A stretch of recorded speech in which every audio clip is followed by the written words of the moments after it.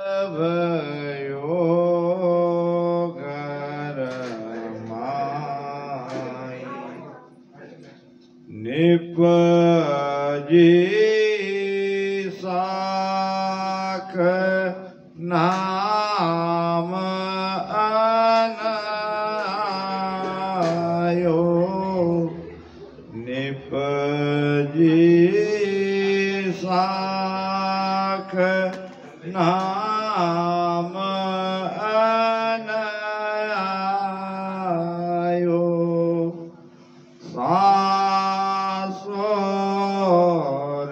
सासोरयो न काई साधा मारे आनंद भयो घरमाई साधा मारे आनंद भयो घरमाई ओम इंद्र ओम इंद्र ओमांग करायो ओम इंद्र ओमांग करायो ज्ञान वादळा दर्शा बृहतन बीज चमकने लागी बृहतन बीज चमकने लागी भजन में गसो बरसा साधा मारे आनंद भयो घरमाई संता मारे आनंद भयो घरमाई निपजी साख नाम अनायो निपजी साख नाम अनायो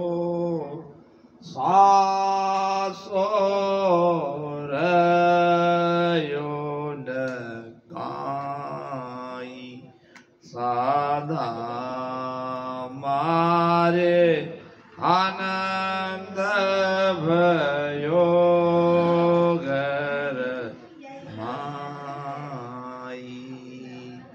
संता मारे आनंद भयो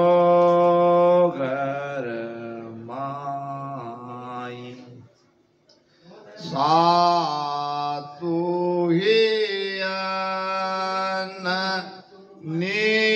निपजा भारी सातु हियन निपजा भारी साक हेल दे आई अब कोई आनर जाचे मोह अब कोई आन જાચે મોકું ગાડા ભર દુભાઈ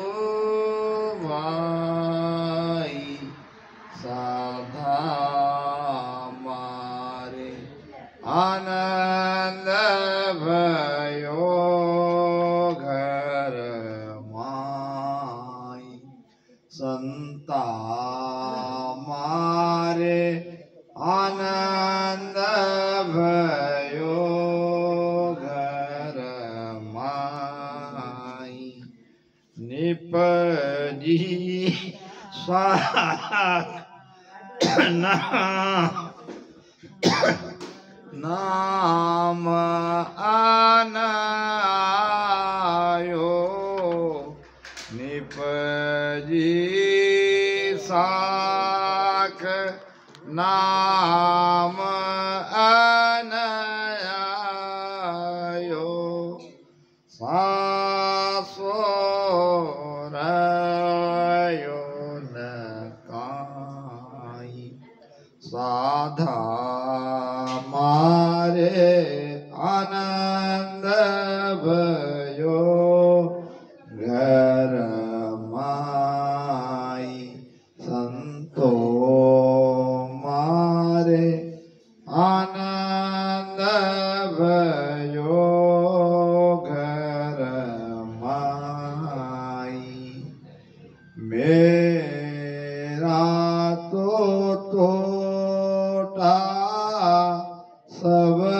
સબહી ભાગા મેરા તો તોટા સબહી ભાગા और सभी का भागे मेरे रामा और सभी का भागे जे कोई आण संभावे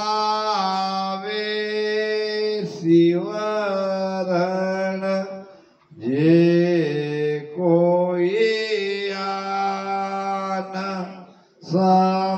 संभावे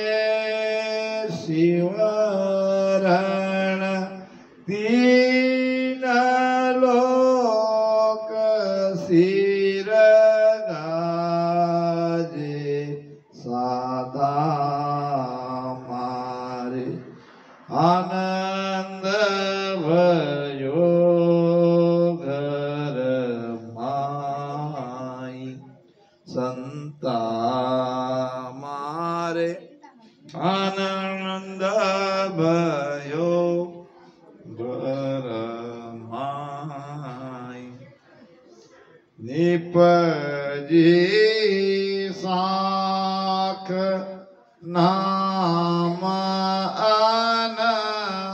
आनायो निपजी साख नाम आनायो सासोरयो न काई साधा मारे आनंद भयो घर માં સંતો મારે આનંદ भयो घर माई ખોલિયા ભંડાર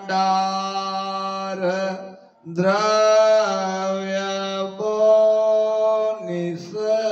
બોનિસર્યા ખોલિયા ભંડાર દ્રવ્ય બોનિસર્યા તોટો પડી ન પાવે के सुख राम लगे अब ताली के सुख राम लगे अब ताली रोम रोम हर गावे साधा मारे आनंद भयो घर माई संतो मारे आनंद भयो घर माई निपरी साक नाम अनायो निपरी साक नाम अनायो सासुरयो न कोई संतो मारे आनंद भयो घर माई आनंद भयो घर माई। महाराज सदगुरु सुखराम जी महाराज सभी ध्यान करने वाले को फरमा रहे हैं कि मेरे घट में उस परम आनंद की प्राप्ति मुझे हो गई। इस संसार में ये जीव आनंद लेने के लिए ही आया। जहां वो था वहां न सुख था न दुख था।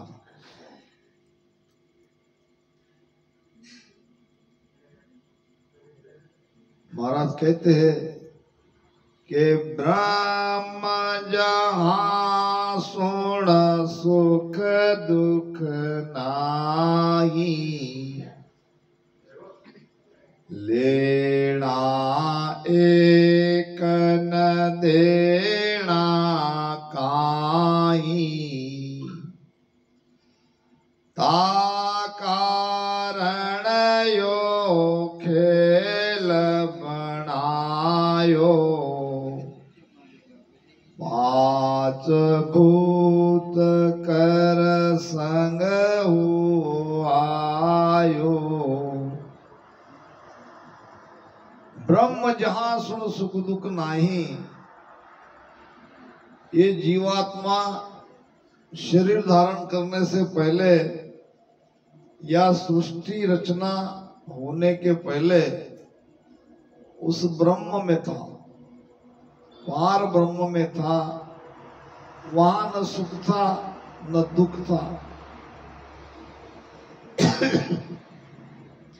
सुख की इच्छा थी और सुख की इच्छा के कारण पांच तत्व के ये शरीर में ये आया। शरीर में आने पर उसे वो आनंद नहीं मिला। माया का सुख मिला और ये माया का सुख दुख में परिवर्तन होने में देर नहीं लगती। इस प्रकार से ये जीव अनंत युगों से सुख दुख के चक्कर में पड़ गया। अब चाहिए इसे आनंद। आनंद बाहर नहीं है, आनंद हमारे भीतर ही है। जहां आनंद है वहीं परमात्मा है। आनंद और परमात्मा दोनों की जगह एक है। तो महाराज फरमाते हैं कि साधो भाई आनंद भयो खट माही या घर माही। मुझे आनंद मेरे शरीर रूपी घर में ही हो गया। आनंद के लिए मुझे कहीं जाने की जरूरत नहीं पड़ी। महात्मा गौतम बुद्ध कहते हैं, आनंद न त्यागने में है न भोगने में है, आनंद जागने में है। त्यागना मतलब घर परिवार छोड़ के सन्यासी बन जाना। तो सन्यासी बन जाने से भी वो आनंद नहीं मिलेगा। भोगने का मतलब घर परिवार में रहना। घर परिवार में रहने से भी वो आनंद नहीं मिलेगा, न भागने से मिलेगा। केवल और केवल जागना है, जागरूक रहना है। कबीर साहब कहते हैं, जागो लोगो मत सो, ना करो नींद सो प्यार। एक दिन तो है सोवना, लंबे पाव पसार। जागो लोगो मत सोवो। हे मनुष्यों, आप जाग जाओ। आप सोए हो, आप अचेतन हो। आपको ये नींद बड़ी प्यारी लग रही है, इस नींद से जागो, उठो। जागो लोगो मत सोवो, ना करो नींद से प्यार। एक दिन तो है सोवना, लंबे पांव पसार। एक दिन तो हमेशा के लिए सोना ही है, लंबे पांव पसार के जाना ही है। ऐसी गहरी नींद में सोना है, उस नींद से कोई हमें न उठा पाएंगे। इसलिए सुबह मैंने कहा था, अस्थियां जलने से पहले आस्था जगाओ। अस्थियां जलने से पहले घट में आस्था जगाओ, और चिता जलने से पहले चेतन में पहुंचाओ। अपने आत्म चेतन में वहां सुरती को टिकाओ, तभी मनुष्य जन्म का सार्थक होगा।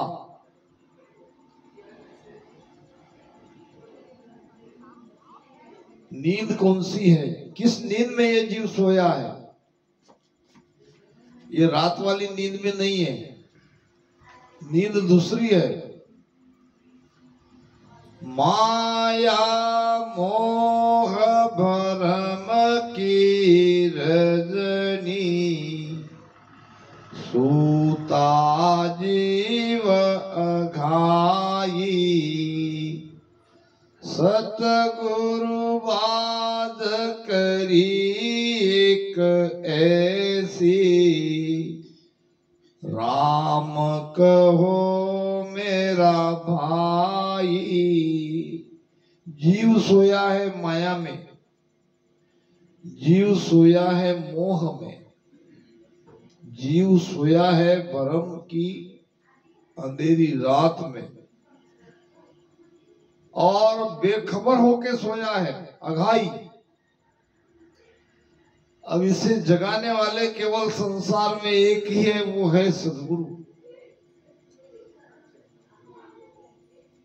सदगुरु की आवाज जिसके कान पर पड़ती है वही जाग सकता है।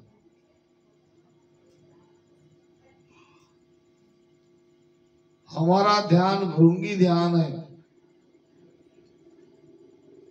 भूंगी किसी और जाति के कीड़े को उठा लाती है और मट्टी का घर बना के उसको अपने जैसा बनाती है, तो सभी कीड़े को उठाती नहीं है।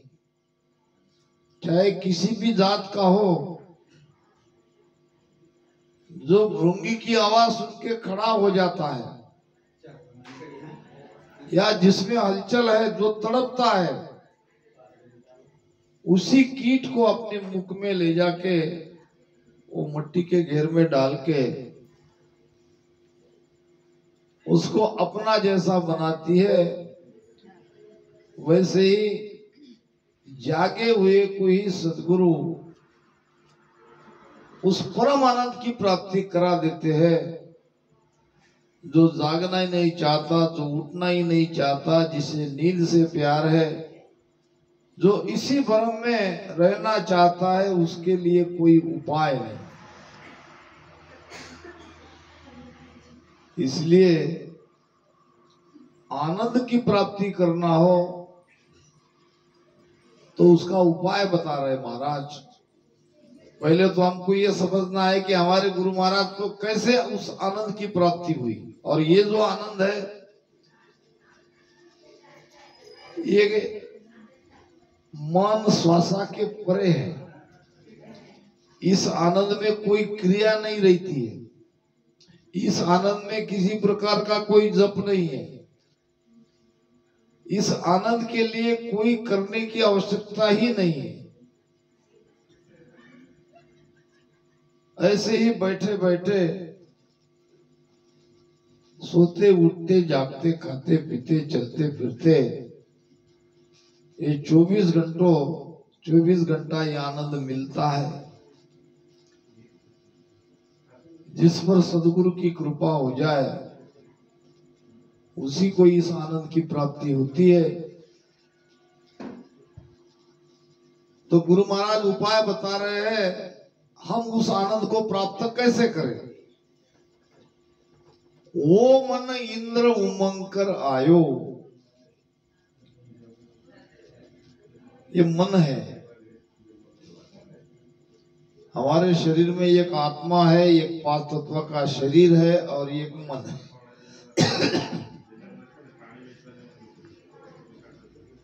उमंग यानी क्या? उमंग यानी उल्लास, हर्ष, खुशी। जब हम भजन करने बैठते हैं तो भजन में जिसका हर्ष आता है, उल्लास आता है, खुशी भजन की उसे होने लगती है, तो इंद्र भगवान प्रसन्न हुआ।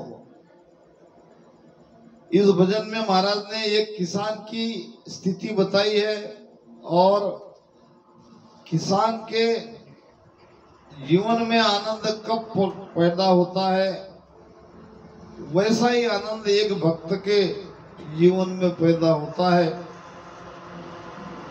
बाहर में देखा जाए तो एक किसान भाई जब अपना बीज खेती में बो देता है, ऊपर की बारिश के भरोसे, आज तो सिंचाई के काफी साधन उपलब्ध है, पहले जमाने में इतना सिंचाई का साधन उपलब्ध नहीं था। आकाश से जो बारिश होती है उस पर इस किसान निर्भर रहता था। तो ये किसान भाई जब अपना बीज बोता है और बीज बोने के बाद वर्षा के लिए ऊपर नजरें गड़ाता है, और जब काले काले बादल छाने लगते हैं, बिजलियां चमकने लगती है, तो किसान कहने लगता है कि अब इंद्र राजा प्रसन्न हो गया।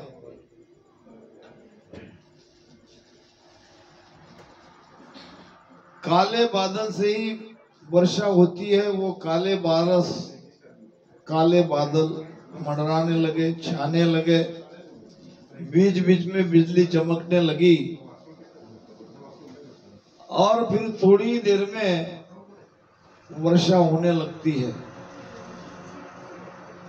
वर्षा होते ही सारी खेती पानी से भीग जाती है, बीज को अंकुरित होने के लिए पानी की आवश्यकता है, वो पानी मिल जाता है, और अंकुरित हो जाता है। इसी प्रकार एक हमारा साधक, एक हमारा राम स्नेही जब इस परम आनंद की प्राप्ति के लिए सदगुरु के शरण में जाता है, सदगुरु से वेद बताते हैं, तो यहाँ भी मन रूपी इंद्र जिसके अंदर वो उमंग आनी चाहिए, वो उल्लास आना चाहिए, वो हर्ष आना चाहिए। अब भीतर का इंद्र कौन? जो 10 इंद्रियों का राजा है वो है इंद्र।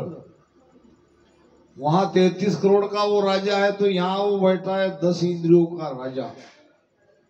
10 इंद्रिय कौन से? 5 ज्ञानेंद्रिय, 5 कर्मेंद्रिय।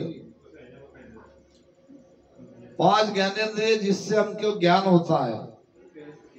आंख है, नाक है, कान है, रसना है, त्वचा है। आंख से देखने का ज्ञान होता है, कान से सुनने का ज्ञान होता है, रसना से स्वाद का ज्ञान होता है और त्वचा से स्पर्श का ज्ञान होता है। उसी प्रकार नाक से सूंघने का ज्ञान होता है। यह 5 ज्ञानेंद्रिया और 5 कर्मेंद्रिया जिस इंद्रिया के द्वारा हम कर्म करते हैं वो है हाथ। हाथ से काम करते हैं, पैर से चलते हैं, मुख से बोलते हैं, खाते हैं,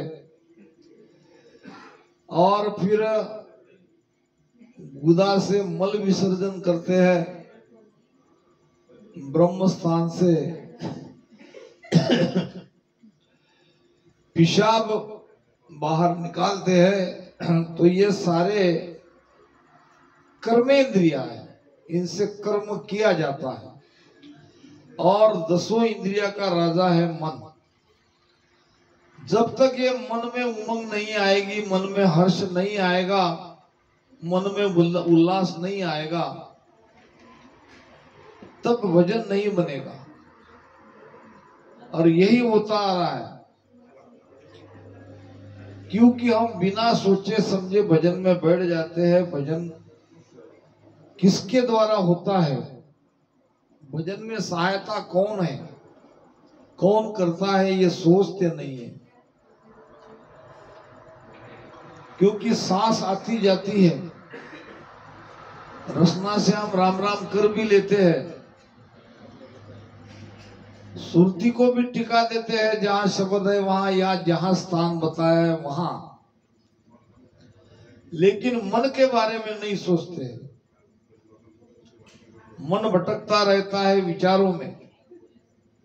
मन में कई प्रकार के तरंगे उठने लगती है। तो जब तक ये मन की तरंगे उठना बंद नहीं होती, मन स्थिर नहीं होता, मन एकाग्र नहीं होता, भजन लगता नहीं, भजन में आनंद आता नहीं। जब भजन में आनंद नहीं आएगा तो वो शब्द जागरूक नहीं होता है।